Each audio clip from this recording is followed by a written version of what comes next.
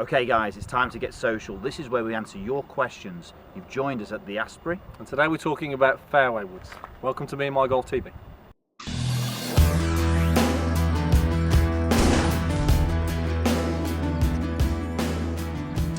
Okay guys, so we're here at the Asprey on the 9th hole, par 5, dogleg left. We've got 240 yards left to the hole. Perfect for a fairway wood, Piers. Yep.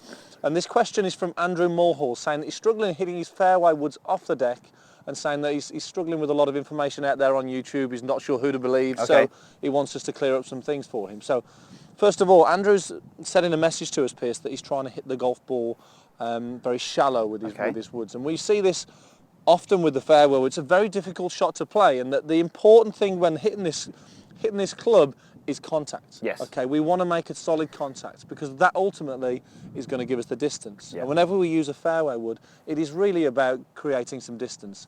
Accuracy is never going to be 100%. Yeah. It's about advancing it down the hole and getting us closer to the hole. So, important thing, as you mentioned, is strike. Now, when we're playing a fairway wood, Piers, the bottom of the golf swing, needs to be at the golf ball. Very different to the iron, where the bottom of the golf swing is after the ball. We strike the iron first and then the ground. So iron hitting more downward perhaps, yeah? Definitely, yeah. And with the driver, we're hitting the golf ball, generally trying to hit it on the way up. Okay, so the bottom of the golf swing generally bottoms out before. So it's tricky to get that right spot where the club is going to meet that ball at the right point. So we're going to go through just a couple of things that you can do here, Andrew, just to help you find that bottom of the golf swing and help you strike that ball better. So, Piers, let's just go through a couple of these things. Okay, so you mentioned we're after this sort of flat spot at the bottom of the arc of the swing. Now, by having the ball forward with the driver, it allows us to hit the ball on the way up. By having the ball a little bit further back with the iron, it allows us to hit more downward. So it makes sense, if we're looking for that flat spot, it's between the two. So ball forward with the driver, if we can move that a little bit further back, it's going to give us that flat spot, so it's going to allow us to hit that 3-wood, get that solid contact, as you mentioned. So ball position just moves a little bit back to where the driver goes. Yeah, for sure, yeah. So we're still in it forward of centre, obviously. We don't want to put it in the middle of the stance, but absolutely. So from there, something we do a lot with our students is we get them to then find that flat spot.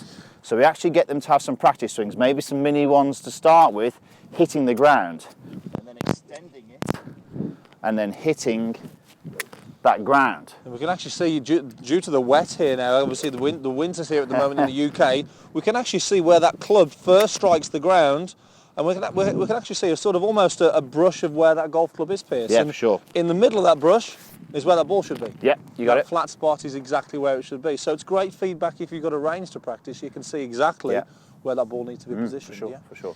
So ball position is very, very important. Now, we've got the ball position there, we've got the practice swings, which is going to help you find that flat spot. One real key thing going away from the sort of technique side of it, Piers, is club selection. Now, a lot of our clients come to us and they've got maybe drive 3, 5, 7 wood, too many woods, and a lot of you guys are using a 3-wood off the deck. Now, a 3-wood off the deck is great if you create enough ball speed, Piers, because that's going to give you... It's okay. If you're a strong hitter, it's going to give you that fly, it's going to give you some carry, which is really important. Now, the majority of our clients, really, we encourage them to go more towards an 18-degree minimum, really. Yeah, 18 degrees upwards for sure. Yeah, and that all depends on ball speed. If you're creating some speed, then you can come down a little bit lower, but loft is what you want on a fairway wood because we want that ball getting in the air. I think we often get a lot of people coming to us and say, well, I hit my 7-wood and my 5-wood further than my 3-wood. And especially in the winter as well, when the ball isn't going to roll very far, you just don't get the carry with the 3-wood. So a lot of people haven't got the club head speed, the power, to get that 3-wood flying through the air, the required amount. So they'll hit the 5-wood and the 7-wood, the same amount in the air, and actually may even go a little bit further.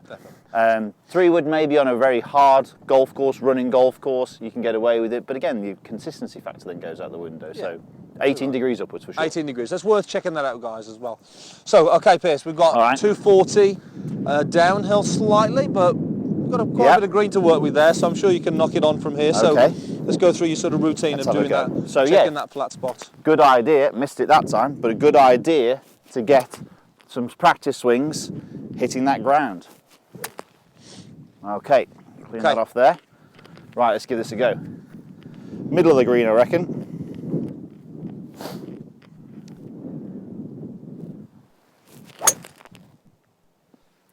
And struck that really clean off the top there, Piers, as well.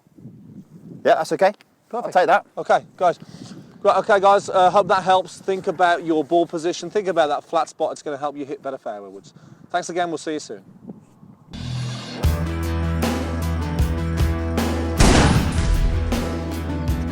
Before they then start the downswing, so you can see what he's So he's almost sort of saying, well, look, a lot of the golfers sort of swing back, almost have a little bit of a pause or a break, and then go again. Now, that would imply that there is two motions, yes. a backswing and